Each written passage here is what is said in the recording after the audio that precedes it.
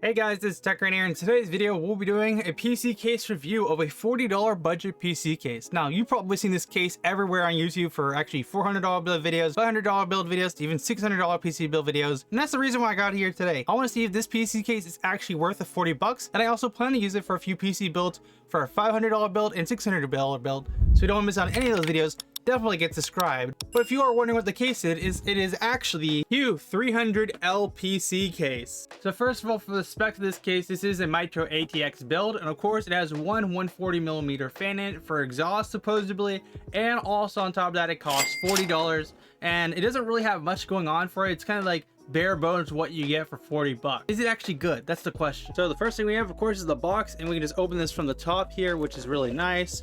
And then we can put it on its side. Once we open up all these flaps, we can then put it flat on the desk.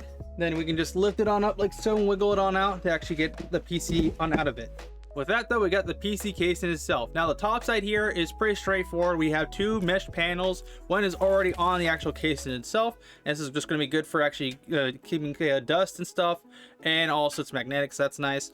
Now for radiator support for this case, it's kind of weird. It does say it supports two 140mm fans for the top, so theoretically you could fit a 240 rad on the actual top of it. However, I'm not seeing anything online to prove it or not, but it does say you can actually do a 240 radiator for the front for intake, so that's pretty nice, or you can do a 120 on the top or bottom, or for exhaust either. So you have a lot of options for 120, but for 240 it's kind of like weird. Of course, got the front side of this case, and we actually have two USB 3 headers plus a power button, a actual 3.5mm output for headphones, 3.5mm for input for a mic, and also this is probably a power LED button on the front here for actually the ports. Oh, so these are actually Gen 3.2, which is pretty nice. That's actually different. I thought it was going to be USB 3, but it's 3.2 actually, to be correct.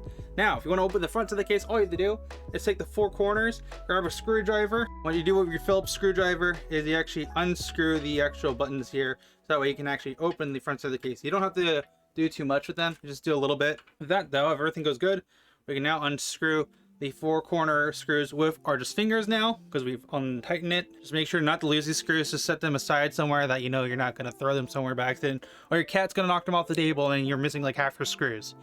Speaking from past experiences, my cats knock all my shit off the table. That's why I'm trying not to build downstairs anymore unless I have to. With that though, we can take off our side panel here, and we get the inside of our case. Now, what we got inside the case is first of all our actual cables, and also a little bag with all the screws that come with the actual ports. So you have some cable management stuff right here, so that's pretty nice, plus the actual screws for the power supply.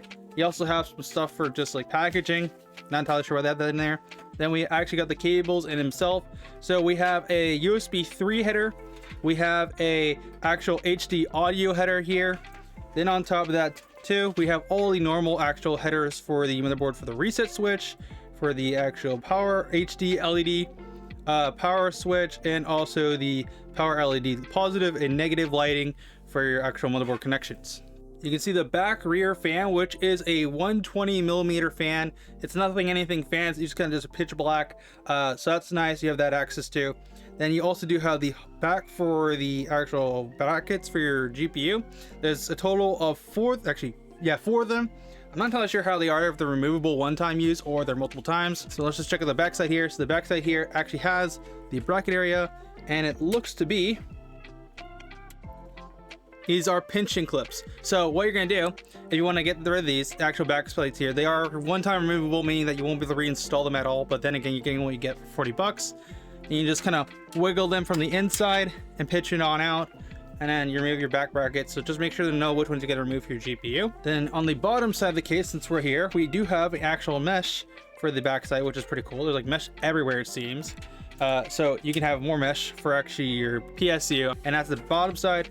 Then the actual front side, you have that actual front mesh top that you came with the actual PC case. So the one in the packaging, that's for that. And then finally, we actually got the back side of the case here, and of course you're gonna need that Phillips screwdriver again just to unscrew it to get access to it, because they're one of those things where you have to untighten it first before you can finger screw it.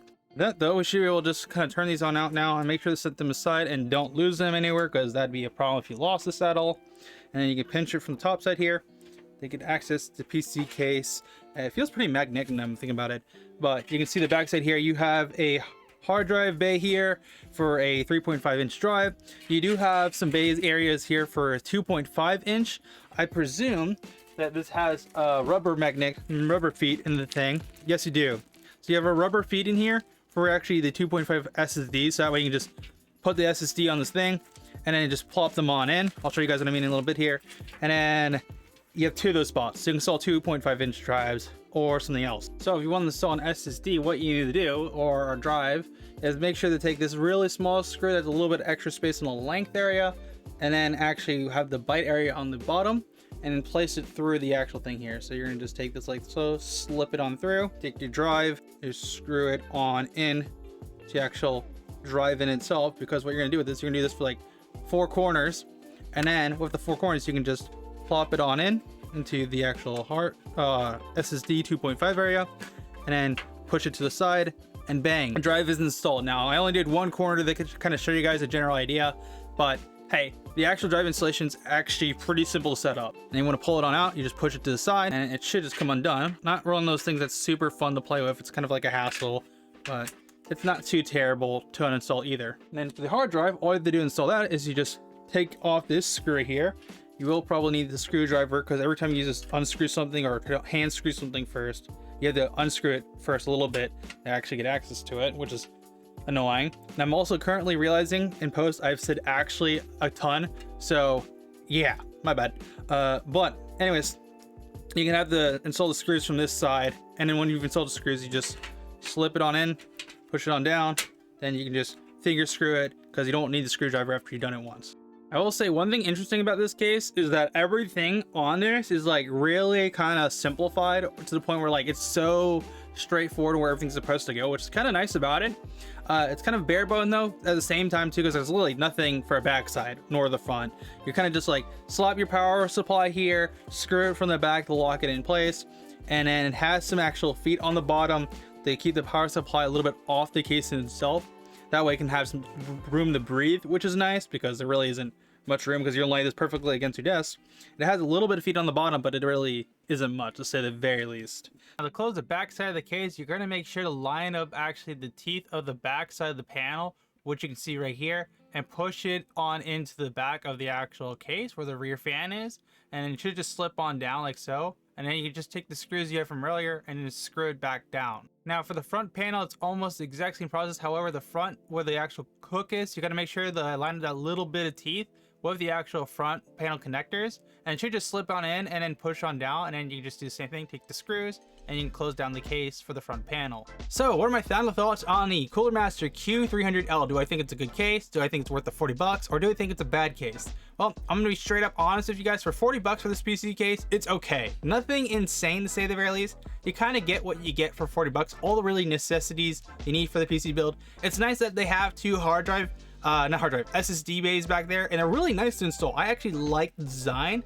It isn't like you have to screw in and take off the panel for two different things. It's kind of just like you screw in the screw into the little mesh thing, and then you slap it on the screw, and then you pinch and click into the actual backside. So that's nice. Hard drive's pretty cool because you only really need one hard drive bay area. Most people don't even like buy a second hard drive. If you ever buy a hard drive, just buy a 4 terabyte drive and you're set for life for game storage. But yeah, the power supply though, that's kind of weird. It's just like most PCs cases have the power supply on the back of the case, not the front side. So seeing it on the actual front side just kind of feels weird. You know what I'm saying? I don't think it's bad, but I don't think you're gonna be using a super fancy power supply. For me personally, I'll probably slap in like a 700 power supply when I do like the $600 build or $500 PC build video. So yeah, definitely get subscribed to this on that video. But I think it's good for 40 bucks. I don't think it's the best case. I feel like you could buy better things for it. Like Lee and Monotech have been killing it with their PC cases, especially the 205 mesh from actually Lee. Definitely would recommend that over this because it's $25 more, $65 instead of $40. You get 2 intake fans that are ARGB. I'm pretty sure they are ARGB. I can correct myself in post. And just overall a great case with good build quality. This one is good, however, there's no intake fans. And so you're gonna have to buy some fans on top of it too. And at that point, you're gonna get to the price point of the 205 mesh. So why not just get that instead? You know what I'm saying? But either way, I do think this is a great budget case, but it has some caveats here and there. But that is my review on the Cooler Master Q300L. Don't forget to get subscribed because we're going to use this PC case for a $500 build video and $400 PC build video on AM5, which I'm super excited about that. The specs look really good for that price point. So if you don't want to miss out on any of those videos, definitely get subscribed. And I'll see you guys back here for another tech video. TechGrand out.